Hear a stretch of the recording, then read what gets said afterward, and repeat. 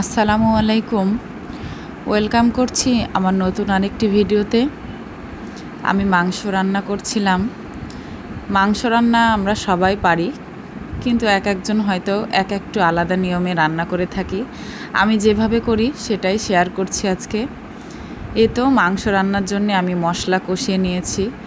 মশলাতে দিয়েছি পেঁয়াজ, কাঁচামরিচ, হলুদের গুঁড়া, মরিচের গুঁড়া, লবণ, আদা রসুন বাটা, জিরার গুঁড়া, ধনিয়া গুঁড়া, গরম মশলা। এই তো এগুলো আমরা সাধারণ রান্নায় দিয়েই থাকি। তারপর মশলাটা ভালোভাবে কষিয়ে নিয়েছি। কষানো শেষে মাংসগুলো দিয়ে দিয়েছি। এই তো মাংসগুলো দেওয়ার পর কিছুক্ষণ কষিয়ে নিলাম। তারপর এখানে আমি কাঁচামরিচটা একটু কষানোর পরে দেই, তাহলে একটু আস্ত থাকে, না হলে গলে যায় একদম। এখানে অল্প পরিমাণ কষানোর পর কাঁচামরিচ, গোটা গুচ্ছ কিছু রসুন দিয়ে দিলাম। গরুর মাংসের রান্নায় রসুনটা বেশি পরিমাণে দিলে রান্নাটা টেস্ট বেশি ভালো আসে।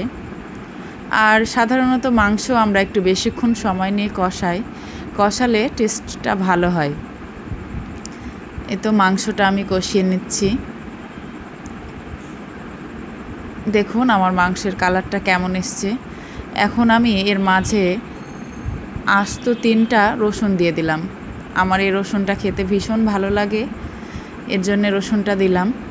আস্ত রসুনটা খাওয়াও অনেক উপকারী স্বাস্থ্যের জন্যে।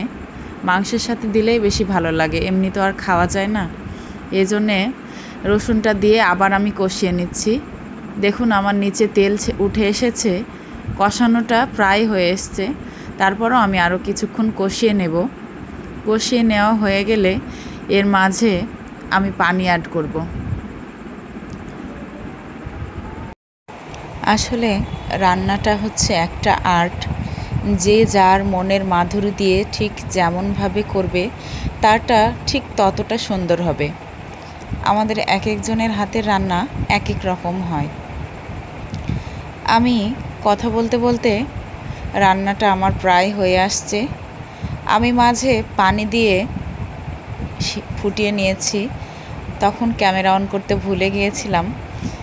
দেখুন আজকে রান্নাটায় আমি মাংসটা এরকমই ভুনা ভুনা রাখতে চাই, ডাল করেছি সাথে, এর জন্যে আমি ঝোল দিয়ে ঝোলটা একদম মেরে ফেলেছি। তো আমার রান্নাটা একদম হয়ে এসছে। দেখুন আমার রান্নার কালারটা কেমন হয়েছে।